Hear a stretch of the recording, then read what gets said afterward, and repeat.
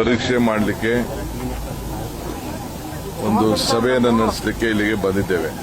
ಸಾಮಾನ್ಯವಾಗಿ ಎಲ್ಲ ಬೆಂಗಳೂರಿನಲ್ಲೇ ಬೆಂಗಳೂರು ವಿಭಾಗದ ಸಭೆ ನಡೀತಾ ಇತ್ತು. ನಾನು ಬೆಂಗಳೂರು ಮಾಡೋದು ಬೇಡ, ಈಗಾಗಲೇ ಅಧಿಕಾರಿಗಳ ಹತ್ರ ಕರೆದು ಜಿಲ್ಲಾಧಿಕಾರಿಗಳ ಹತ್ರ ಕರೆದು ಚರ್ಚೆ ಮಾಡಿದ್ದೇನೆ. ಸೊ ಇದನ್ನ ತುಮಕೂರು, ಶಿವಮೊಗ್ಗ, ಚಿತ್ರದುರ್ಗ, ದಾವಣಗೆರೆ ಇವೆಲ್ಲಕ್ಕೂ ಕೂಡ ಅನುಕೂಲ ಆಗ್ತದೆ. ಬರೀ ಕೋಲಾರ, ನಮ್ಮ ರಾಮನಗರ, ಬೆಂಗಳೂರಲ್ಲಿ ಸ್ವಲ್ಪ ದೂರ ಆಗ್ಬೋದು. ಸೊ ಈ ಭಾಗದಲ್ಲಿ ಮಾಡೋಣ ಅಂತೇಳಿ ಇವತ್ತು ಈ ಭಾಗದಲ್ಲಿ ಸಭೆಯನ್ನು ಇಟ್ಕೊಂಡಿದ್ದೇವೆ. ಸೊ ಕೆಲವು ಜಮೀನಿಗೂ ಕೂಡ ಭೇಟಿಯನ್ನು ಕೊಡ್ತಾ ಇದ್ದೇನೆ. ಈಗಾಗಲೇ ರೈತರಿಗೆ ಯಾವ ಕಾರಣಕ್ಕೂ ಕುಡಿಯೋ ನೀರಿಗೆ ತೊಂದರೆ ಆಗಬಾರ್ದು ಅಂತೇಳಿ ಬೆಳಗಾಂನಲ್ಲಿ ಒಂದು ವಿಶೇಷವಾದಂತಹ ತೀರ್ಮಾನವನ್ನು ಮಾಡಿದ್ದೇನೆ. ಆಲ್ಮಟ್ಟಿ ಒಂದು ಬಿಟ್ರೆ ಇನ್ನೆಲ್ಲೂ ಕೂಡ ಇನ್ನ ಒಳ್ಳೆ ವಾತಾವರಣ ಇಲ್ಲ, ಬರ ಹೆಚ್ಚಿಗೆ ಆಗ್ತಾ ಇದೆ. ಈ ಭಾಗದಲ್ಲೂ ಕೂಡ ಬಹಳ ಬರ ಇನ್ನ ನಮಗೆ ಕಾಣ್ತಾ ಇದೆ. ಸೊ ಅದಕ್ಕೆ ಏನ್ ಮಾಡಬೇಕು ಮುಂಜಾಗ್ರತವಾಗಿ ಅಂತೇಳಿ ಚರ್ಚೆ ಮಾಡಲಿಕ್ಕೆ ಇವತ್ತೆಲ್ಲ ನಮ್ಮ ಜನಪ್ರತಿನಿಧಿಗಳು ಕೂಡ ನಾವೆಲ್ಲ ಆಹ್ವಾನವನ್ನು ಕೊಟ್ಟಿದ್ದೇನೆ. ಅಧಿಕಾರಿಗಳು ಕೂಡ ಮಾಹಿತಿಗಳನ್ನೆಲ್ಲ ಪಡ್ಕೊಂಡಿದ್ದಾರೆ. ಚರ್ಚೆ ಮಾಡಿಬಿಟ್ಟು ನಿಮ್ಮ ಹತ್ರ ಏನು ವಿಚಾರ ತಿಳಿಸಬೇಕು ಅಂತೇಳಿ ತಿಳಿಸ್ತೇನೆ. ನಾಳೆ ಇಲ್ಲಿ ಸುಧಾಕರ್ ಅವರ ನುಡಿ ನಮನ ಕಾರ್ಯಕ್ರಮ ಕೂಡ ನಾನು ಇಟ್ಕೊಂಡಿದ್ದೇನೆ. ನಾಳೆ ಕೂಡ ನಾನು ಇಲ್ಲಿಗೆ ಬರ್ತೇನೆ. ಇವತ್ತು ಈ ಕಾರ್ಯಕ್ರಮವನ್ನು ಖಾಸಗಿ ಶಾಲೆಗಳು ತಗೋಬೇಕು ಅಂತ ಹೇಳ್ತಾ ಇದ್ರಲ್ಲ, ಸರ್ಕಾರಿ ಶಾಲೆಗಳನ್ನ ಸರ್ಕಾರ ಮಾಡುವಂತ ಕೆಲಸನ ಖಾಸಗಿ ಶಾಲೆಗಳು ಯಾಕೆ ಮಾಡಬೇಕು, ಮತ್ತೆ ಅದ್ರ ಹೊಣೆ ವಿದ್ಯಾರ್ಥಿಗಳ ಮೇಲೆ ಹೆಚ್ಚಾಗುತ್ತೆ ಅಂತ ಖಾಸಗಿ ಶಾಲೆ ತಂದ್ರೆ ಹೇಳ್ತಾರೆ. ನನ್ನ ಹತ್ರ ಹೇಳಿ ಅವರು, ಖಾಸಗಿ ಶಾಲೆಯವರು ನನ್ನ ಹತ್ರ ಹೇಳಿ, ನಾನು ಆಮೇಲೆ ಮಾತಾಡ್ತೀನಿ. ಅದು ನನಗೂ ಅವ್ರಿಗೂ ಇರೋಂತ ಒಂದು ಒಪ್ಪಂದ. ಖಾಸಗಿ ಅಂದ್ರೆ ಎಲ್ಲಾ ಶಾಲೆಗೂ ಅಲ್ಲ, ಅದೊಂದು ಲಿಮಿಟೇಷನ್ ಇದೆ. ಕೆಲವು ಒಳ್ಳೊಳ್ಳೆ ಶಾಲೆಗಳು ಹಳ್ಳಿ ಗ್ರಾಮೀಣ ಪ್ರದೇಶದ ಶಾಲೆಗಳಿಗೆ ಅವ್ರ ಮಟ್ಟಕ್ಕೆ ತೆಗೆದುಕೊಂಡು ಹೋಗ್ಬೇಕು. ಸಪೋಸ್ ಯಾವುದೋ ಒಂದು ಬೆಂಗಳೂರಲ್ಲಿ ಶಾಲೆ ಇದೆ, ದೊಡ್ಡ ಶಾಲೆ, ಅನುಕೂಲವಾದ ಶಾಲೆ, ಒಳ್ಳೊಳ್ಳೆ ಫೀಸ್ ತಗೋತಾ ಇದ್ದಾರೆ. ಅಂತ ಶಾಲೆಗಳು ಗ್ರಾಮೀಣ ಪ್ರದೇಶದ ಮಕ್ಕಳಿಗೆ ಅವ್ರ ಸ್ಟ್ಯಾಂಡರ್ಡ್ಗೆ ಈಗ ಯಾವುದೋ ಒಂದು ಸ್ಕೂಲಲ್ಲಿ 4-5 ಟೀಚರ್ಸ್ ಬಾಕಿ ಇರ್ತಾರೆ. ಸೊ ಅಂತವ್ರಿಗೆ 4-5 ಟೀಚರ್ಸ್ಗೆ ಅವರು ಶಾಲೆಯಿಂದ ಕಳಿಸಿ ಅವ್ರು ಪ್ರಯೋಗ ಮಾಡಿ ಸರ್ಕಾರ ಶಾಲೆಗಳಿಗೆ ತೆಗೆದುಕೊಳ್ಳೋದು. ಸೊ ಅನೇಕ ದೊಡ್ಡ ಬಿಸ್ನೆಸ್ ಮೆನ್ ಇದ್ದಾರೆ.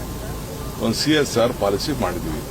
CSR ಪಾಲಿಸಿಲಿ ಏನಿದೆ ಅಂತಂದ್ರೆ ಅವರು 2% ಹಣ ಸಂಪಾದನೆ ಮಾಡೋ ಹಣನ ಅವರು ತಗೋಬೇಕು ಅಂತ, ಅವರು ಖರ್ಚು ಮಾಡಬೇಕು ಅಂತಿದೆ.